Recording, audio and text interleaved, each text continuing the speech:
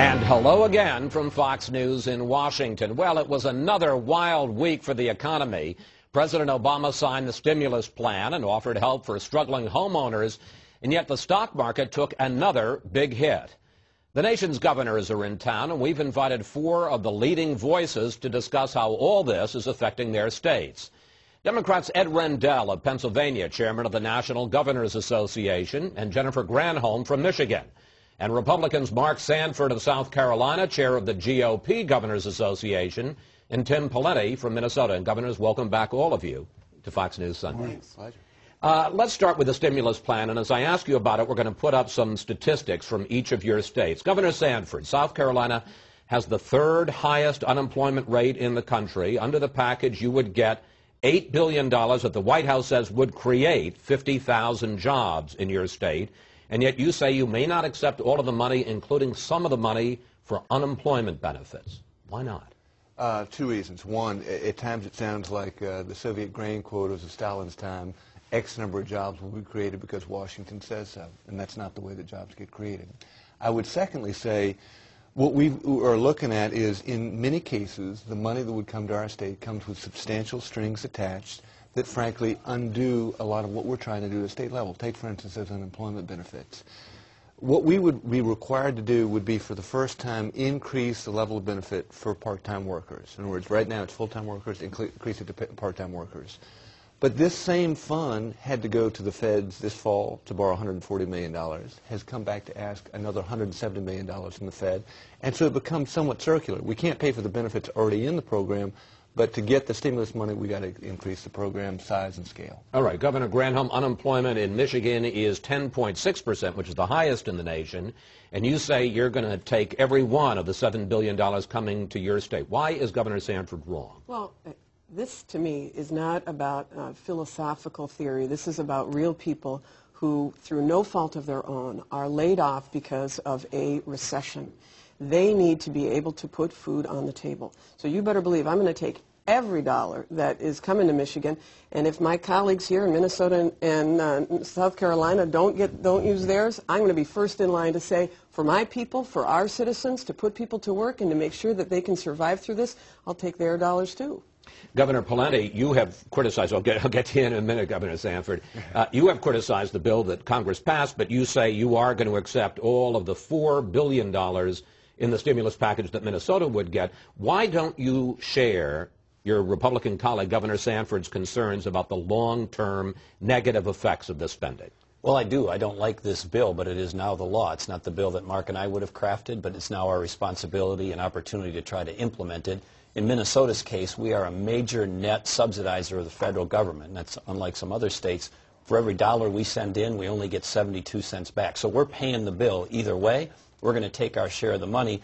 We also don't have some of the same impediments as some other states. In the unemployment area, this is a time to try to help unemployed people, and most of the enhancements that the federal government is requiring the states to undertake on this bill, we did years ago. So it doesn't impinge us or hurt us in that regard in Minnesota.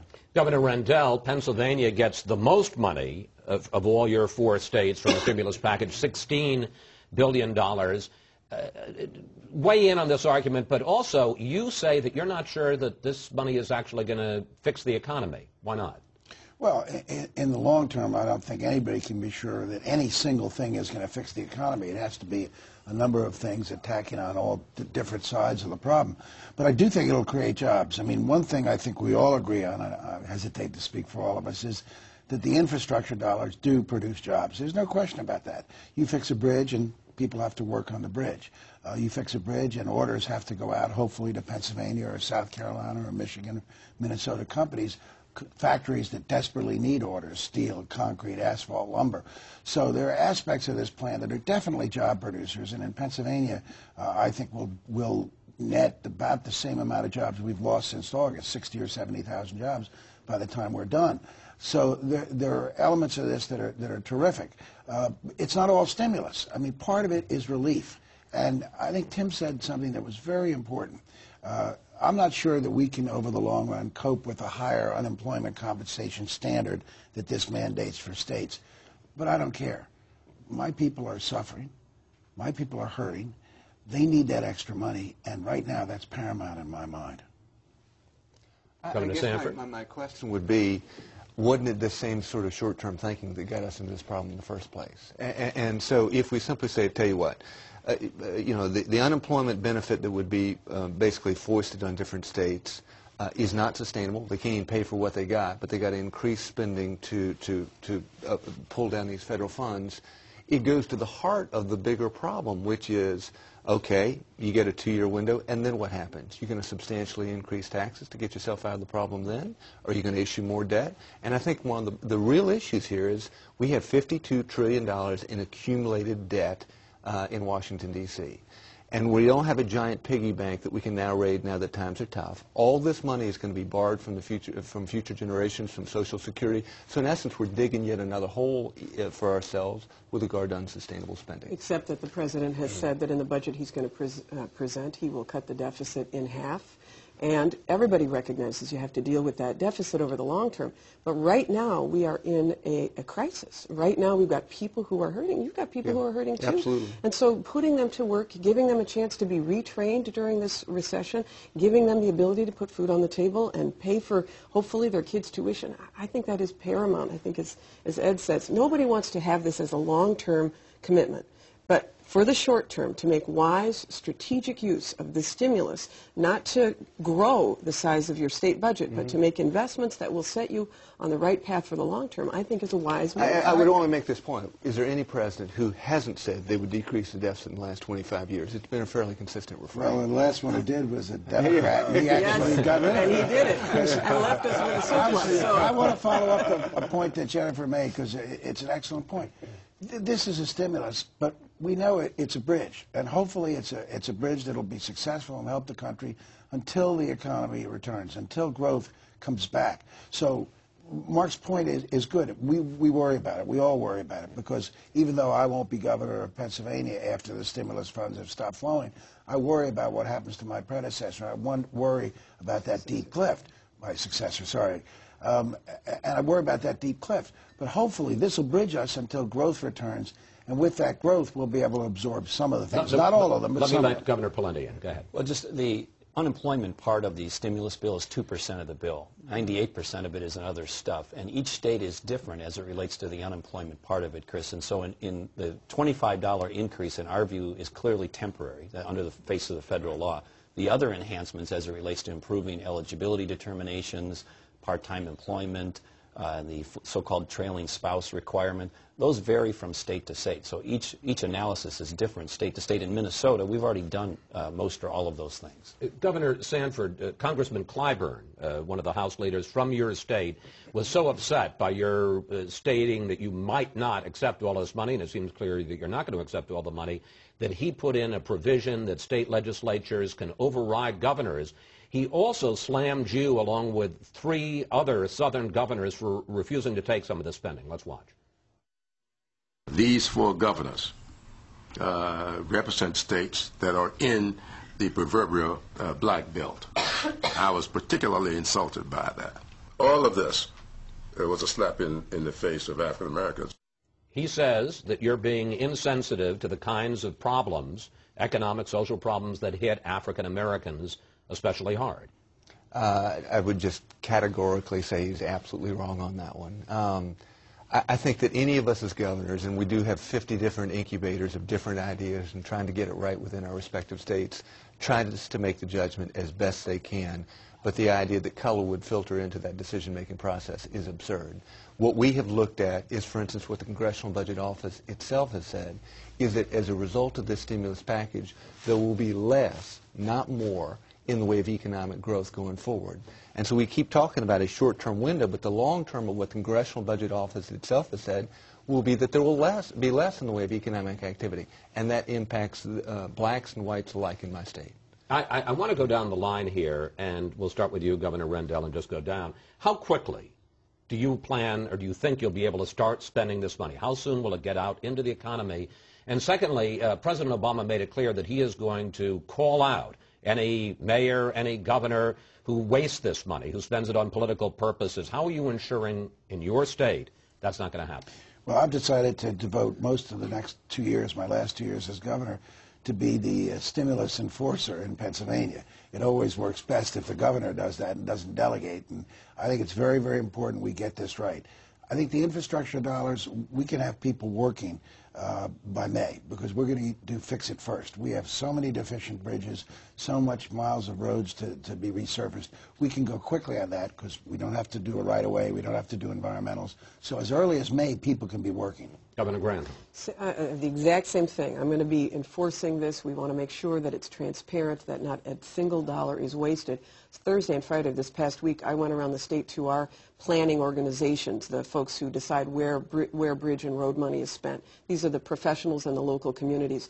We've got over $4 billion worth of asks of shovel-ready projects. As soon as the Secretary of Transportation allocates the money, and for Michigan we anticipate it will be about $853 million, we can put people to work right away. We've got so many shovel-ready. I wish we had put more money, seen more money into infrastructure, because that really is a way for us to have a long-term investment and put people to work right away. Governor Sanford. I would say two things. One, I would argue that much of this money is already being wasted, that it is inherent in the bill itself, not stimulus, but spending. Whether it's money for the Smithsonian, whether it's money for the Park Service, whether it's money for upgrade of digital television. Secondly, I would say that what we've got to look at is, at the end of the day, it's a lot of money, but it's 2% of our state economy. And so the idea that from top down we can direct completely what happens as this money gets filtered into the private system, I think is at odds with reality. Governor Polanyi. We're going to put it to work as fast as possible. Some of the infrastructure dollars can be turned over and ready to go this spring for sure. Other parts of it are going to string out over the next year or so. But I concur with what Mark said. This bill was a missed opportunity on a number of fronts. One of the fronts is you saw Secretary of State Hillary Clinton in China a few days ago thanking with great passion the Chinese for continuing to buy U.S. Treasury debt instruments. That's another indication of the risk that our country faces by going deeper and deeper and deeper into debt. And the day where the Chinese and the sovereign wealth funds start to stop buying our debt, you're going to have the government equivalent of the mortgage crisis and the savings and loan crisis and the tech bubble occur, because we are not coming to terms with the fact that we're spending out of control. I want to turn to another subject. The President also announced this week a plan to stem home foreclosures. Governor Granholm, Michigan has the worst problem of your four states. Almost 10% of mortgage loans are delinquent. What do you think of the argument that this is a program that's basically going to reward bad and irresponsible behavior? No, since November, as governor, I've received almost 200 notices of mass layoffs because of the recession. People are going into foreclosure not because they are choosing not to pay their mortgage. They're going into foreclosure because of this recession, because they've either lost their job and the price of their home has declined enormously. And, of course, all of the ridiculous adjustable rate mortgages, et cetera, that were entered into before. The bottom line is we want to keep people in their homes. The banks want to keep people in their homes. They don't want to hold these assets. This is one step. This is part of a three-legged stool. The stimulus is one piece. This, with respect to foreclosures, is one piece. And, of course, stabilizing the banking system is the third leg of the economic stool that the Obama administration is putting forward, in addition to cutting the debt. The bottom line is we, as Michiganians, we want to keep people in their homes. This is a desperate time. And what this will allow people to do is to stay in their homes with a reasonable flat mortgage rate that allows both the government and the bank and the person to take a haircut. I think it's a shared responsibility, and I think it's a good plan. Somehow I have a feeling you haven't persuaded the governor to your left. He hasn't heard all the details yet either, so. Governor Sanford, home foreclosure? I think it's a horrible idea. Yeah, exactly right. If you look at the numbers I've seen are about 2% of all mortgages in this country are non-performing, about the other 98%. But let's just make the math simple. About 95% of folks are playing by the rules and struggling, but still paying their mortgages. The idea that somebody down the street gets a different system, I think, is ultimately something that's going to undermine a whole lot of other folks with regard to paying their mortgage. Secondly, the idea that a judge can go back in and redo a contract that was signed by two parties, I think, is incredibly dangerous for the precedent it sets. And thirdly, I would say simply this. There are a lot of other ways of getting at this problem other than giving money back to Freddie and Fannie, who were two of the biggest culprits in causing this problem in the first place. Well, Governor Rendell. First of all, number one, Mark, judges do that already in bankruptcy with second homes, so don't be so concerned. Secondly, Are we rewarding bad behavior? No, Chris, I think we're rewarding people who made a mistake and sometimes were duped. But compare and contrast them to these banking institutions and lending institutions. Are we rewarding bad behavior there? You bet we are. And that's bad behavior by people who should have known better, who weren't duped, were actually, in many cases, the dupers. And why are we doing it? Because if we don't do it, the whole system collapses. Every economist, conservative, liberal, moderate, progressive, you name it, says that we've got to do these bailouts as bad as they are, because otherwise the entire system collapses. And finally, Governor Pawlenty, for this segment, some people would argue that you're rewarding bad behavior, but you know what? You have to do it because if homes get foreclosed in a neighborhood, everybody's property values go down. There's a better way to do this, Chris, and that is to make low interest rates available to people and allow them to choose to refinance. But this notion where the government's going to step in and forcibly reconfigure the terms of an existing contract should scare us. In Minnesota and in many other states, there's a constitutional prohibition against impairing existing contracts, and there's a reason for that. You can't have the heavy-handed government come in and affect those rights retroactively. All right, governors, we have to take a quick break here, but when we come back, we'll discuss the financial market.